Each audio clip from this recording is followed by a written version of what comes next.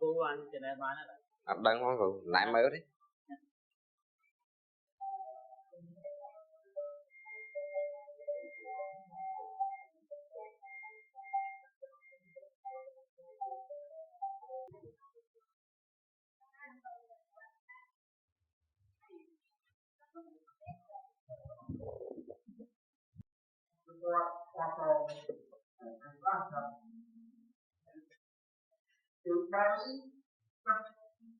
ở đây đó thì rất là rất là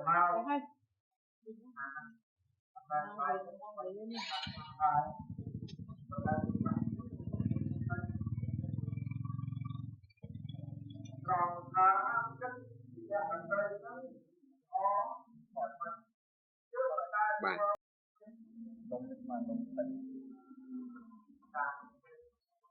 rồi cho nó một cái chơi và cho rồi quân đội các công ty liên quan cho con mang đúng không chắc chắn sẽ tìm các con sau còn ta còn tất cả đó để làm việc rồi from mau là hàng làm còn qua cần rất khó khăn các cùng vui trong đây lại dùng mới còn cái màu này dân mới còn cái một cách để giờ làm sao nó học ở đây trong đây nó ta tới và giờ thêm một lớp biết còn phải vào quan tay và Canada để liên kết và bây giờ đó thì là Tây Bắc cái đó đây là quan hệ và cách thì là và cách nhập đó nhập đó rồi đó và cách nhà là cái lỗ bàn thì bằng làm không được làm một không được đó làm đúng mất không quên đi đúng quên và tư Cô anh trên đây bán đó. Ở đây món rồi lại mới đấy. Chẳng lại anh này anh lại nặng chẳng mấy không lại.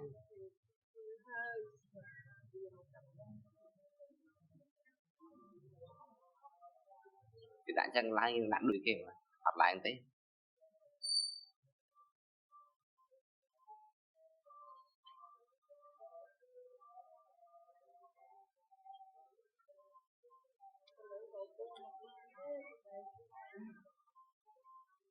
Nè cái rau ban này cái rau ban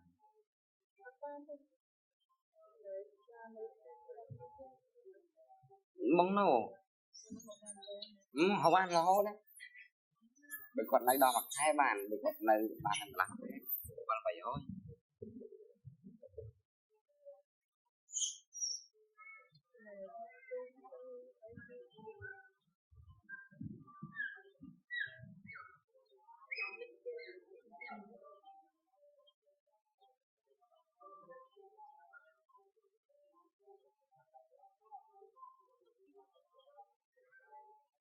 mình chạy bị sạc